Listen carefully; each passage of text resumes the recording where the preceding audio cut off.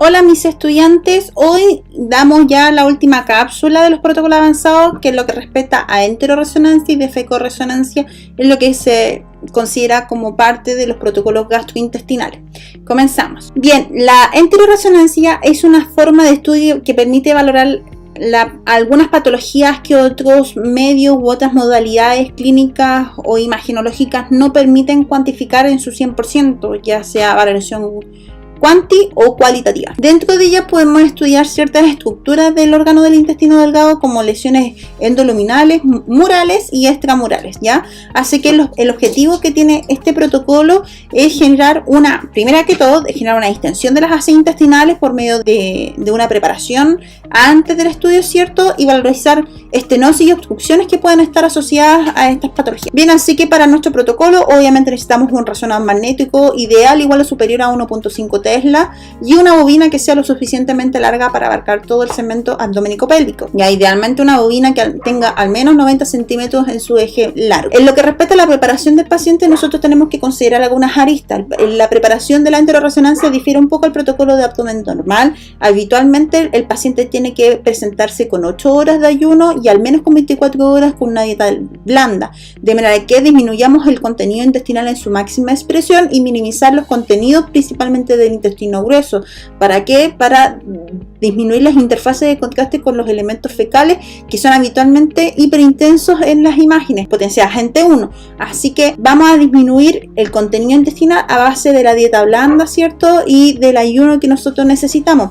La dieta blanda o dieta líquido tienen que evitar carnes, carbohidratos de alta densidad, ¿cierto? Elementos grasos y elementos altos en fibras como las legumbres, por ejemplo, ¿ya? Así que al paciente se le indican algunas comidas de referencia para que puedan prepararse de mejor manera para el estudio. Cuando al momento que tienen que llegar el paciente, una hora antes, porque este paciente ya está programado, ya tiene su hora agendada y confirmada, ¿cierto? Nosotros una hora y media antes que se presente el paciente tenemos que preparar el PEC, que es un laxante que nosotros vamos a emplear y vamos a administrar al paciente 20 minutos antes del ingreso al resonador, ¿ya? El PEC, más conocido como polietilenglicol, es un laxante que se ocupa también para los procedimientos de colonoscopía y que permiten generar un efecto de exacerbación, ¿cierto?, del intestino para poder eliminar, ¿cierto?, los componentes intestinales. Eso para el caso de la colonoscopía, pero en el caso de la enteroresonancia, nosotros ¿qué queremos lograr con el uso del PEC? Exacerbar el movimiento intestinal, porque van a haber imágenes que son estudios funcionales mecánicos que nos van a valorar posibles estenosis y obstrucciones parciales del intestino delgado. Y además, por medio del PEC, vamos a generar una distensión de las asas intestinales tratando de evitar este efecto virtual de plegado que tiene habitualmente el intestino. O sea, vamos a rellenar con agua y laxante el intestino. Tenemos que tener algunas consideraciones en estos pacientes. Habitualmente, las patologías de mayor incidencia que tiene el protocolo de enteroresonancia es colitis ulcerosa, enfermedad de Crohn y enfermedades autoinmunes en general, ¿cierto? Un proceso inflamatorio de la capa intestinal. O estudios postquirúrgicos, ¿cierto?, de extracción del intestino delgado. Así que bajo esa premisa el PEC nos va a ayudar a poder generar la distensión del intestino, pero hay que tener cuidado sobre todo en los pacientes que mantengan una diarrea persistente, sobre todo en pacientes que son relativamente pediátricos, dado que el rango etario habitual de estos protocolos ronda entre los 15 hasta los 35 años. Es un rango etario bastante amigable en ese sentido, porque cooperan en su gran mayoría. Sin embargo, y es un caso que me tocó vivir en el hospital, que se presentó un paciente pediátrico. El paciente pediátrico se presentó con espasmos musculares. El paciente llevaba cerca de 15 días con diarrea sin tratamiento ni hospitalización para regulación de su cuadro clínico. La mamá refirió que había llevado urgencia al pediátrico y solamente lo mandaron con Viadil para la casa para disminuir la dolencia y prescripción para disminuir la diarrea, cosa que no sucedió. El paciente, como llegó con espasmos musculares, el primer signo que nosotros vemos para los pacientes que tienen disminución de los electrolitos es el espasmo muscular. Cuando hay disminución de sodio y potasio, genera una respuesta muscular que en su caso más agravante puede generar un paro cardiorrespiratorio. En ese entonces obviamente no le hicimos el examen y llevamos inmediatamente al paciente a urgencia para que fuera evaluado dada su condición clínica clínica de presentación, y eso que era ambulatorio. Bueno, efectivamente lo dejaron hospitalizado porque los electrolitos los tenía por el suelo. Si nosotros hubiéramos hecho la resonancia, probablemente ese paciente lo hubiéramos dejado en un paro cardiorrespiratorio, o durante el examen hubiera hecho un paro cardiorrespiratorio por los electrolitos. Así que es importante preguntarle al paciente que si tiene regulación de los electrolitos, si se está controlando mediante exámenes de laboratorio o si está supliendo la pérdida de electrolitos por medio de elementos que pueden recuperarse, ya sea con bebidas energéticas, ¿cierto? Las Powerade, los sucos para deportistas también que vienen con alta carga de sodio y potasio, o en su defecto un poquito de sal con limón, ¿cierto? Y agua, y con eso ya tenemos un porcentaje de recepción principalmente de sodio cuando tenemos este tipo de diagnóstico. Entonces el paciente tiene que estar estable a nivel de electrolitos, si no, no podemos administrar esa es una consideración especial. Y lo otro es la tolerancia, ¿ya? Va a depender del PEC, que el PEC que dan en los hospitales es horrible, es súper malo, es súper salado, a nivel gustativo es muy poco tolerable, pero los que venden en las farmacias son mucho más amigables, tienen un sabor un poquito más cercano para tomar, ¿ya? El paciente tiene que tomarse cerca de 1,5 litros en 20 minutos, ¿ya? Eso quiere decir que literalmente vamos a contrarreloj. ¿Por qué? Porque en los primeros 20 minutos antes de que partamos el examen, el paciente tiene que administrarse 1 litro, ya lo mínimo, 1 litro, ¿ya? Eso significa que la cámara gástrica se va a llenar y puede generar artefactos en nuestras imágenes, sin considerar que el tránsito intestinal sea lento. Además, tenemos que considerar que después de la administración del PEC, como está a base de agua, ¿cierto? El agua se va a empezar a absorber a los 20 minutos a nivel intestinal. Entonces, es importante que no perdamos agua durante el examen. Desde que se tomó el paciente el primer vaso de PEC hasta el inicio del examen tiene que pasar 20 minutos. Y desde que entra el resonador hasta que termine el examen tienen que pasar máximo 40-45 minutos. ¿Por qué? Van a pasar dos fenómenos. El primero, se va a absorber el agua a nivel intestinal a los 20-25 minutos. Y segundo, el PEC va a pasar al contenido intestinal grueso. Y la idea es que no se contaminen en esa trama porque las interfaces de contraste se pierden, se ven un poco más feas de las imágenes. O sea, no es pecado que pasen en el intestino grueso, pero se van a ver mucho más feas y son más dificultosas en el diagnóstico. Una vez que el paciente entra, ya está preparado en estos 20 minutos, no vomita el PEC, porque puede que por la tolerancia, por la condición clínica del paciente, que muchas veces tienen poca tolerancia a los alimentos, puede que vomiten el PEC, y en ese caso tienen que suspender el examen porque el paciente no puede vomitar el PEC, pasan al estudio al resonador, un alcance. Aquellos pacientes que vomitan el PEC, obviamente no lo pueden pasar, tienen que suspenderlo. En la segunda citación, si vuelven a vomitar el PEC, ya tienen que citarlo a hospitalización o derivarlo a un centro hospitalario. ¿Por qué? Porque si el paciente no tiene tolerancia al PEC, porque el PEC es obligatorio para la enteroresonancia, tienen que ponerle una sonda nasoyeyunal. ¿Por qué no una sonda gástrica, sino una sonda nasoyeyunal? Porque si ponemos una sonda gástrica vamos a generar el mismo fenómeno, vamos a rellenar la cámara gástrica, ¿cierto? Y el paciente va a vomitar. En cambio, si ponen una sonda nasoyeyunal, va a pasar directamente al yeyuno, ¿cierto? El líquido directamente al intestino. O sea, no hay forma de que el paciente pueda vomitar. Desventajas de este procedimiento: tiene que estar hospitalizado el paciente. Este procedimiento tiene que hacerlo sí o sí un médico. Nosotros ahí no somos competentes en esa área, y se hace la gran mayoría de las veces por fluoroscopía. Son muy pocos los médicos que ponen una nasoyeyunal sin bajo fluoroscopía.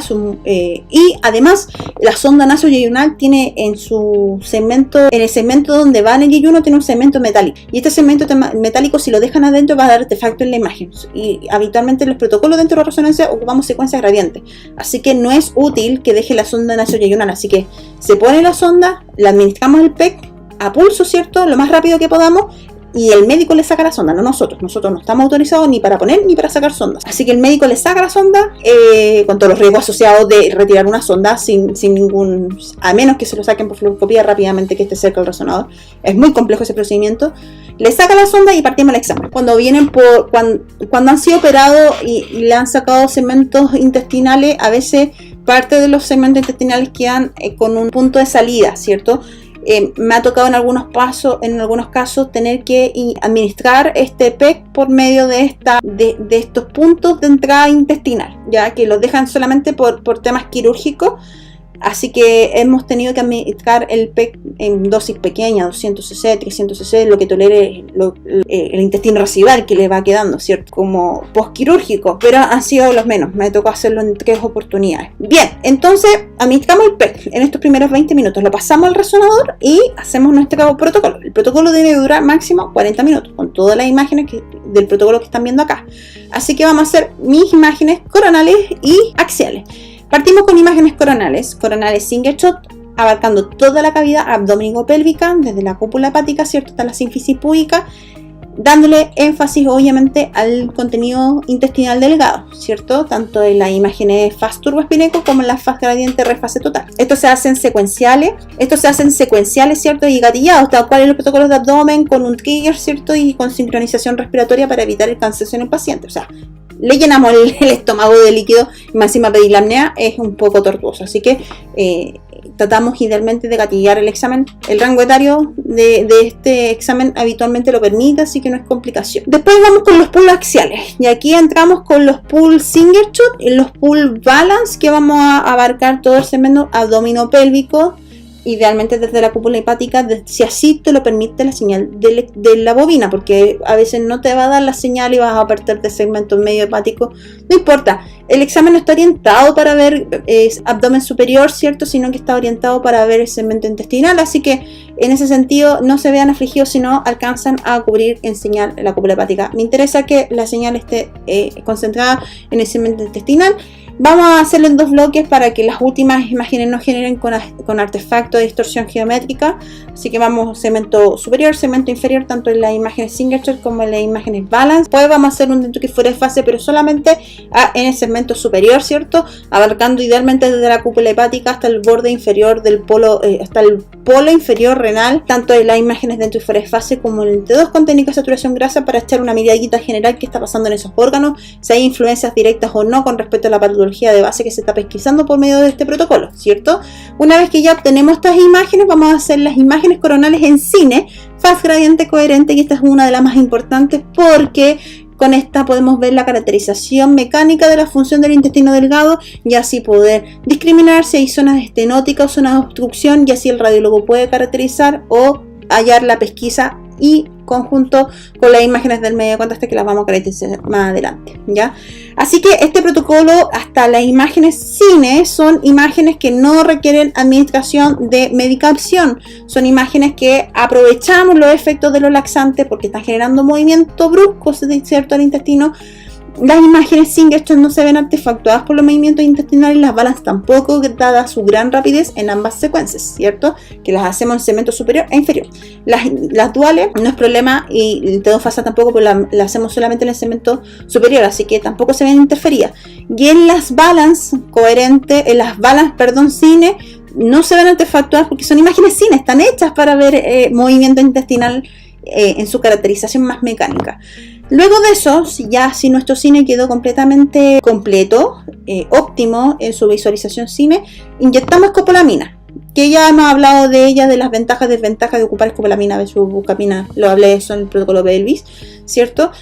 Y damos tiempo para que haga efecto la escopolamina, así que vamos a lanzar en la secuencia de difusión, que por su rapidez tampoco se ve interferida por el movimiento intestinal, y esta también la vamos a hacer en forma gatillada, ya en ambos segmentos, segmento superior y segmento inferior, con un grosor un poquito más alto, porque estos grosores que ocupamos en este protocolo son iguales a los de abdomen, son de 5 milímetros, pero en difusión subimos a 5,5 con 0% espaciado, tanto en la zona abdominal, ¿cierto?, con la zona pélvica. Entonces, y después vamos a la zona dinámica, y es ahí donde esperamos que la farmacocinética del fármaco haga su función máxima, porque es en las imágenes con contraste en donde necesitamos que no se mueva nada en el intestino. Los planos de adquisición de las imágenes dinámicas, que son las mismas que se preocupan en el protocolo de abdomen, que arterial, portovenoso, equilibrio, eliminación, en vez de hacerlo en el plano axial, lo vamos a hacer en el plano coronal, ¿cierto?, para ver la anatomía intestinal completa y si hay realces precoces en caso de procesos inflamatorios activos, ¿cierto?, como por ejemplo, o si hay zonas, cuadros infecciosos, también los vamos a caracterizar ya en sus fases más tardías. Es la misma fase, insisto, de abdomen, pero desde el plano coronal. Y terminamos con imágenes axiales en 2 bloques, segmento superior y segmento inferior. Todo esto tiene que durar en 40 minutos. Así que antes de empezar el examen, y esto es como una maña de los radiólogos, ¿cierto?, hay algunos papers que sí sugieren esta imagen, que nosotros ocupamos las imágenes radiales que ocupamos en colangio, que es un single shot con técnica de saturación grasa muy pesado, pero en vez de hacerlo radial, hacemos un solo corte en un plano coronal, que nos permite ver esto, ver dónde llegó el laxante cuando recién partimos el examen, porque hay pacientes que apenas alcanzan a llegar a llenar parte del yeyuno, y ahí tenemos que esperar un ratito, tenemos que hacer caminar al paciente o empezar a mover al paciente acostadito, que vaya moviéndose de lado, o que transite y mueva el intestino, se haga cariñito en el estómago para que baje rápidamente el líquido. Idealmente el yeyuno tiene que estar completamente lleno y el ileón en el primer segmento. Así que esta imagen radial nos demuestra la interfase de contraste entre el contenido intestinal, ¿cierto?, en la cámara cardíaca que aquí se eliminó, ¿cierto?, y si hay tránsito del laxante en el intestino grueso. Ya con eso nos hacen idea de qué vamos a ir esperando en las imágenes que vamos a obtener más adelante. Luego partimos con nuestras imágenes coronales, como visualizamos acá, imágenes single shot e imágenes balance. La imagen balance va con técnica de saturación grasa, ¿cierto?, para aumentar la interfase de contraste, y lo que queremos lograr principalmente en estos planos es la anatomía general de contenido intestinal, ¿ya? Así que por lo menos si queda cortado, si queda artefactado, aparecen artificios en los segmentos superiores, ¿cierto?, en la cúpula hepática, que es lo más habitual, o en los segmentos estomacales por la distensión y el agua complementaria y esta interfase materia muy brusca, no es problema, ya es algo que nosotros esperamos en los protocolos de entero.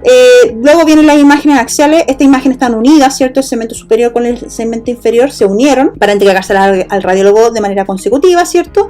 Y vamos a abarcar idealmente desde la cúpula hepática, de hecho aparece cortado en la cúpula hepática en esta imagen, hasta la sífisis púbica. A veces, dependiendo de la tolerancia del paciente, podemos cortar un poquito más la imagen y podemos llegar al segmento medio de la vejiga, pero lo ideal es que aparezca todo el componente intestinal delgado. Ese es el objetivo, ¿cierto? El dentro y fuera de fase no lo puse, y el TED de fase tampoco, por eso es parte del protocolo de abdomen, así que me voy directo a la imagen cine. Esta es la imagen cine, son habitualmente entre 4 o 5 cortes de 10 milímetros de espesor cada uno, con un espaciado de un 20 o 25%. Tenemos que abarcar por lo menos 4 segmentos importantes, por lo menos que abarque uno desde el plano más anterior para ver anatomía completa intestinal, y los últimos segmentos que están casi llegando al retroperitoneo, ¿cierto?, en esa interfase de anatómica, y que lo que podemos lograr es ver cómo se mueve, cuál es la función mecánica de ese intestino, cómo están los pliegues, cómo están la zona de corrugado, por llamarlo así, del intestino, pero principalmente valorizamos estenosis, qué tan distendido, qué tan liso se encuentran los lúmenes intestinales, que hay segmentos que habitualmente se encuentran más lisos, otros que se encuentran más rugosos, ¿cierto?, dependiendo de la patología de la paciente, y si hay una alteración anatómica local, principalmente sea de base grandes vasos. Bien, como les comenté anteriormente, posterior a las imágenes cine, es aquí donde administramos la escopolamina, ¿cierto? La diluimos un poco, habitualmente viene 2 ml, y eso lo diluimos y llegamos a 5 ml con el suero fisiológico. Se administra, después aplicamos las imágenes de difusión en sus 2 segmentos, ¿cierto?, como se visualizan acá, para hacer valoración de procesos infecciosos en caso que así se presente, o procesos tumorales que estén causando una obstrucción parcial o completa del intestino. Y posteriormente nos vamos a nuestras imágenes con contraste dinámica, ¿cierto?, fase máscara, fase arterial, la que estamos visualizando ahí, fase portovenosa, fase de equilibrio y fase de eliminación. Esta secuencia es una fase gradiente incoherente con técnica de saturación grasa espectral, y son las fases dinámicas tal cual como las que vimos en abdomen, pero en el eje coronal. Y finalmente terminamos con una imagen axial potenciada en T1, una imagen axial potenciada en T1, fase gradiente incoherente con técnica de saturación grasa, ¿cierto?, para echar una mirada general de nuestra anatomía abdominico-pélvica.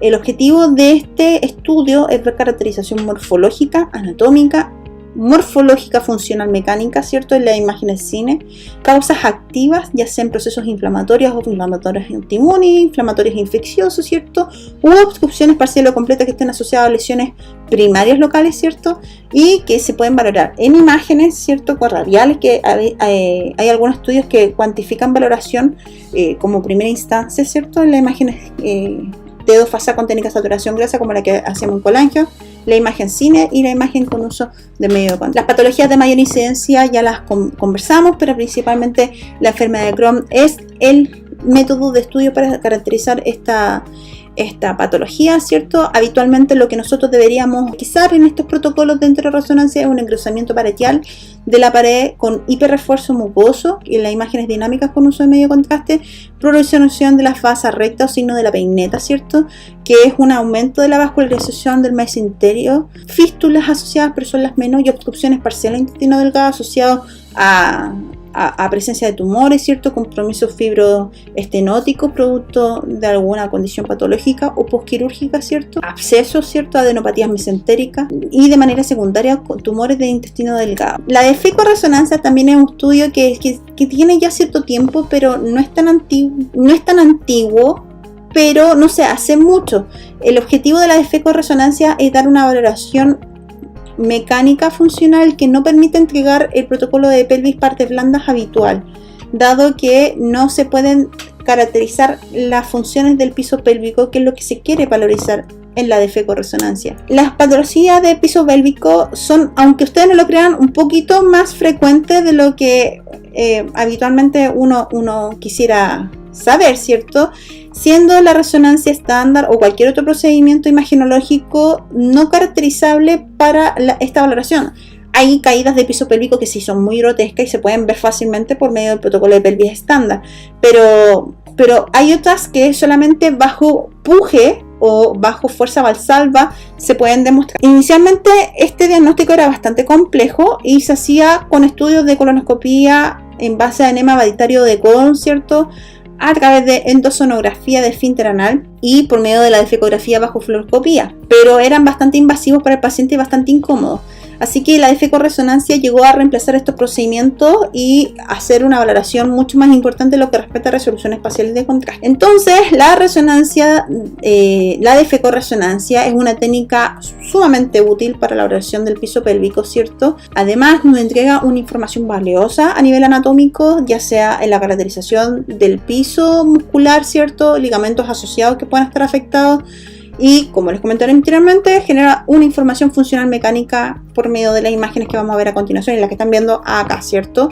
Que es una imagen de un caso real y obviamente con los estudios multiplanares permite caracterizar con una alta resolución espacial y de contraste los tejidos blandos. Las patologías de mayor incidencia para la pesquisa de la de fecorresonancia, que eso ya debe estar conocido y diagnosticado por la clínica por parte del médico tratante, son los prolapsos, ¿cierto? Dentro de los prolapsos más habituales está el rectocele, el cistocele y el prolapso vaginal, que es lo más habitual.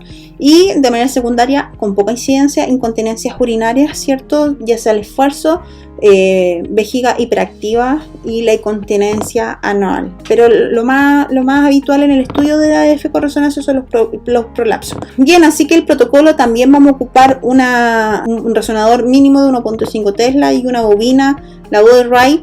Aquí no es tan importante que sea grande la bobina, con la bobina de Siemens es bastante acotada y ya con eso es suficiente. Tenemos que sí abocarnos a la pelvis e idealmente abarcar desde por lo menos unos 3 centímetros bajo la cadera, 3-4 centímetros bajo la cadera, para poder asegurarnos que los pliegues térmicos se encuentren completamente cubiertos en nuestra imagen, ¿cierto? Y abarcando sobre la cresta ilíaca, 2-3 dedos sobre la cresta ilíaca para abarcar no solamente la pelvis verdadera y parte, sino que además parte de la pelvis falsa. ¿Qué elementos vamos a necesitar para el estudio de fecorresonancia? Escopolamina buscapina. Nosotros ya lo vimos en los protocolos de abdomen, la utilidad para disminuir el movimiento peristáltico, ¿cierto?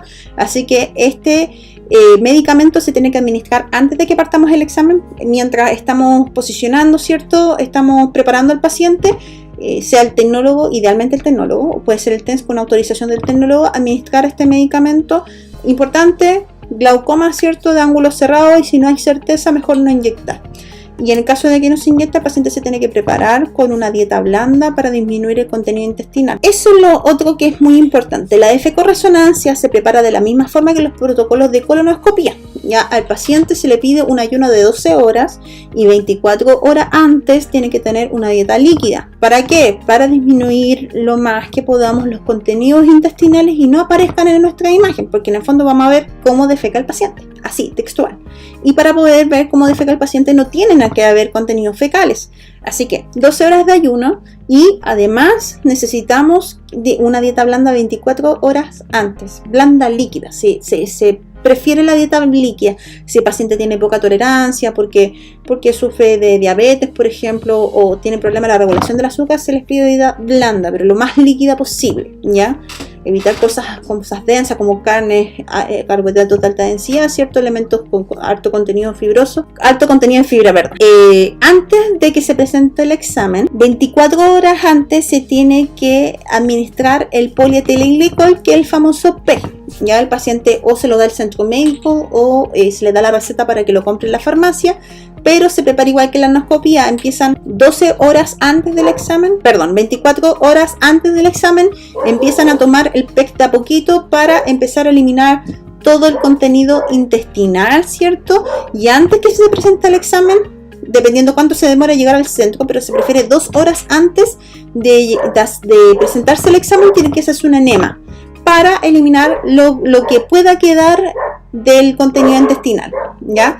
Nosotros como tecnólogos necesitamos otros implementos para el estudio. El paciente tiene que defecar, así que por lo menos le tenemos que pasar pañales. El paciente tiene que ir con pañales al momento de iniciar el examen.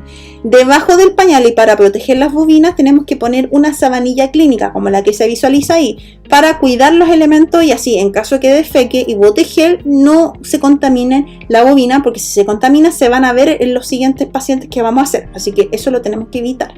Además necesitamos una sonda Nelaton, que es una sonda que es muy similar a la sonda nasogástrica, pero esta sonda es un poquito más gruesa, idealmente la de 1 centímetro de diámetro, que permite poder entrar al contenido rectal y llegar al primer segmento de la zona sigmoidea y desde ahí empezar a rellenar con gel. ¿Y con qué gel vamos a rellenar? Con gel ecográfico. Bien, entonces, como comenté anteriormente, 24 horas antes del examen, el paciente tiene que tomarse estos 2 litros de PEG, de polietilenglicol, el laxante, una taza aproximada cada 15 minutos para ayudar a eliminar todo lo que queda de contenido intestinal, ¿cierto? Antes del examen, 2 horas antes del examen, tiene que hacerse un flex enema para poder completar el vaciamiento intestinal. 24 horas antes tiene que practicar un ayuno, una dieta blanda, una dieta líquida, evitar semillas, alimentos ricos en fibra, frutas, legumbres, carnes, ¿cierto?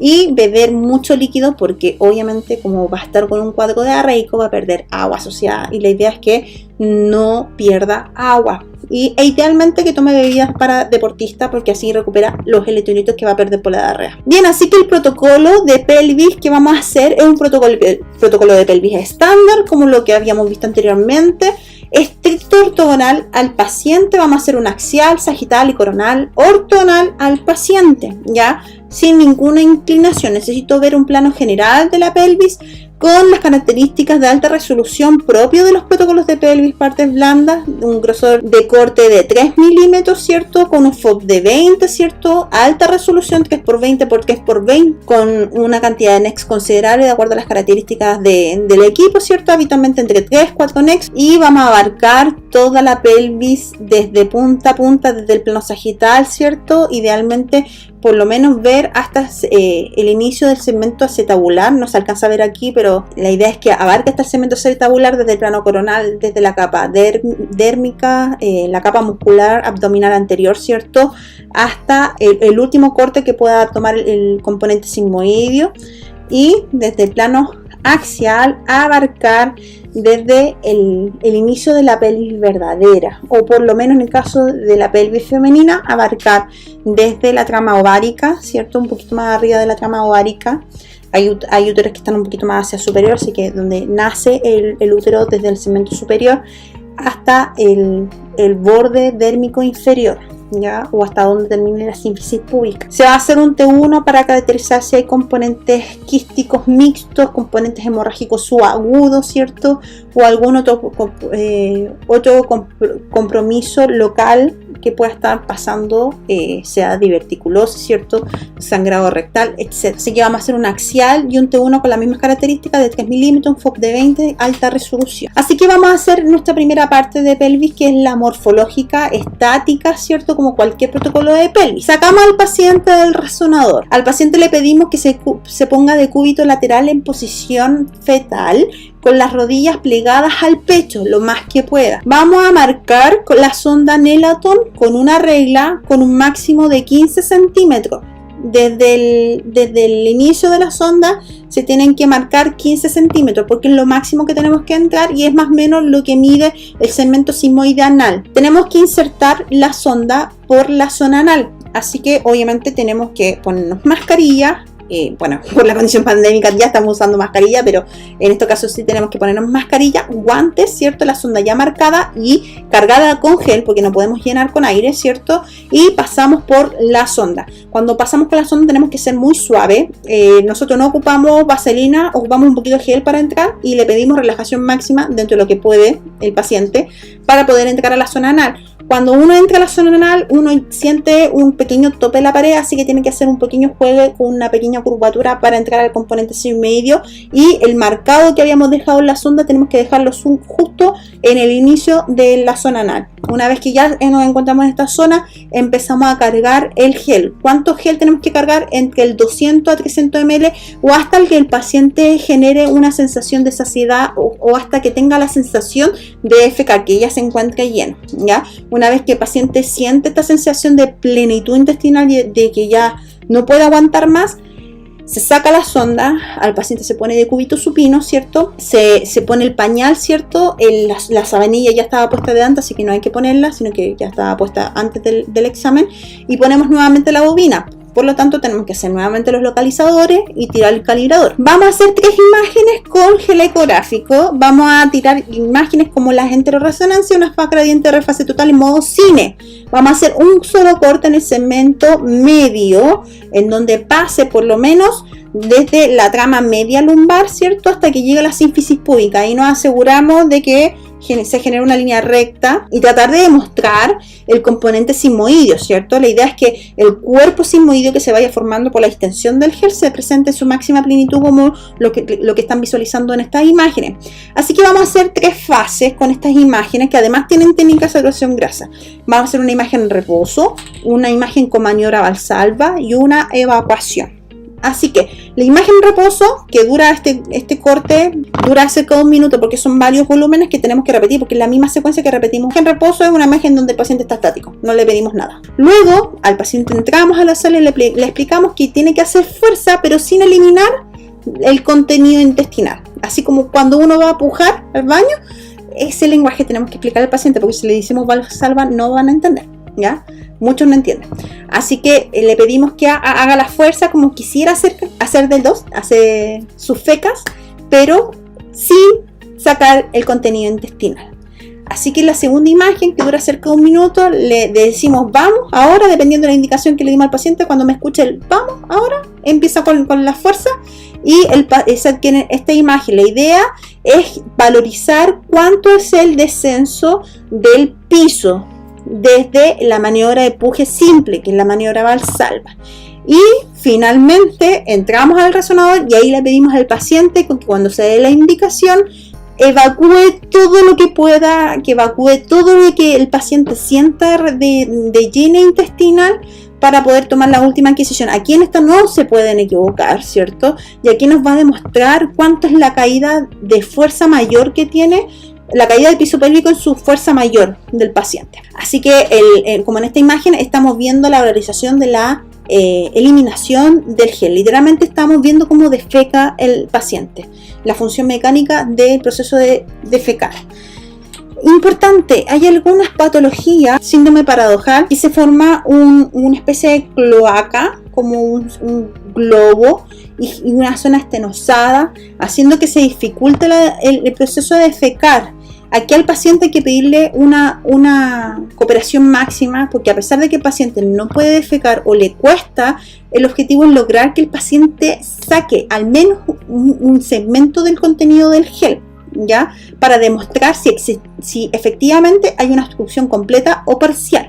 Así que el paciente tiene que poner toda la fuerza. Tenemos que demostrar eso porque es el único examen que puede presentar esta valoración funcional y morfológica. Así que a pesar de toda la fuerza que haya hecho el paciente, y es una nota que tenemos que hacer al radiólogo, si el paciente, a pesar de toda su fuerza, no logra botar el gel ecográfico, es porque efectivamente hay una obstrucción compleja y eso amerita cirugía. Pero en el caso de que pueda existir una evacuación poca, pero existe, ahí la valoración clínica del tratamiento puede ser distinta. Así que es importante generar un feedback cooperativo entre el paciente y el tecnólogo. Así que dentro de las patologías que nosotros nos vamos a encontrar en nuestro protocolo, obviamente el descenso del piso pélvico, el médico tratante y el médico radiólogo hacen una cuantificación de su eje máximo de proyección, sobre todo en la maniobra de evacuación del gel, desde el sacro hasta el segmento inferior de la sínfisis púbica, y se hace una medición, y dependiendo de esa medición hay grados de caída del piso pélvico. Dentro de las patologías o las incidencias que puede provocar la bajada del piso pélvico, ¿cierto? Está el rectocele, en donde una parte del segmento sigmoideo sale, ¿cierto? Y en algunas ocasiones puede representar una salida del intestino, y el paciente puede notarlo, puede tocarlo, inclusive tiene que clínicamente disponer nuevamente el intestino hacia el interior. Refieren eso para poder evacuar en una próxima ocasión, ¿cierto? Acá tenemos otro caso de un rectocele y peritoneocele, en donde no solamente cae el recto, sino que también caen todo el resto de las estructuras peritoneales, ¿cierto? Parte del componente uterino, ¿cierto? Y de la grasa peritoneal asociada, que esto es un caso que sí o sí amerita cirugía. Este es el síndrome paradojal, en donde el paciente, a pesar de que evacúa, se genera este efecto de bolsa, ¿cierto? Con una zona estenosada, en donde se pierde la tonacidad de la estenosis anal. Hay un complejo paradojal de las funciones de estenosis de los músculos, en donde se pierde la función de los esfínteres y empiezan a suplir otras funciones, otros músculos, y se genera este síndrome paradojal. Eso, chicos, espero que les haya gustado. A mí en lo particular estos estudios son de bastante interés imagenológico. Con el tiempo he aprendido mucho de estos procesos, y no en todos los lugares ni los tecnólogos están preparados, ni tampoco tienen con experiencia en el informe de estos exámenes, así que ya tienen una experiencia un poquito más avanzada en estos protocolos. Que estén muy bien, nos vemos.